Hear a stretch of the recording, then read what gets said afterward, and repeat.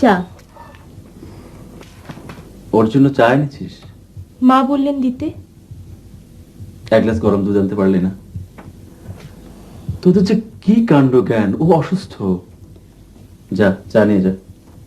যা। সাগর, তুমি এমন করছো কেন? সকালে ব্রেকফাস্টের পর এক কাপ চা খাবো না? সেজন্য নিশ্চয়ই মা পাঠিয়েছেন। তুমি রেখে যাও।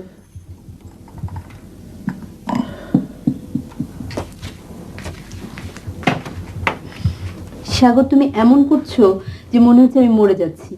সামান্য একটু জ্বরই তো হয়েছে, সেজন্য এমন করতে হবে? কাজল,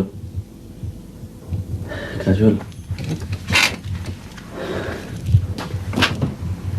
কাজল, তুমি জানো না তুমি আমার কাছে কি। তোমাকে যখন প্রথম দেখি তখন আমার কাছে মনে হলো আমার স্বপ্নে কল্পনায় এতদিন ধরে আমি শুধু তোমাকেই দেখেছি। আমি তোমার জন্য অপেক্ষা করেছি এতগুলো বছর। ওই ঈশ্বর তোমাকে শুধু আমার জন্যই গড়েছেন।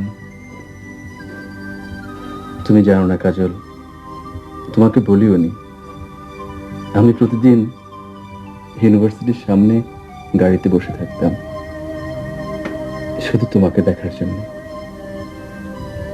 তোমাকে না দেখে একদিনও থাকতে পারতাম না। আমি তো জানতাম না।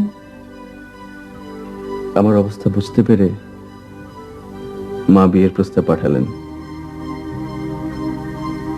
শুনলাম তুমি বিয়েতে রাজি হওনি। আমার পৃথিবী দুলে উঠল, অন্ধকার হয়ে গেল আমার স্বপ্নের প্রাসাদ। তারপর হঠাৎ করে বৈশাখী ঝড়ের মতো তুমি আমার জীবনে এলে।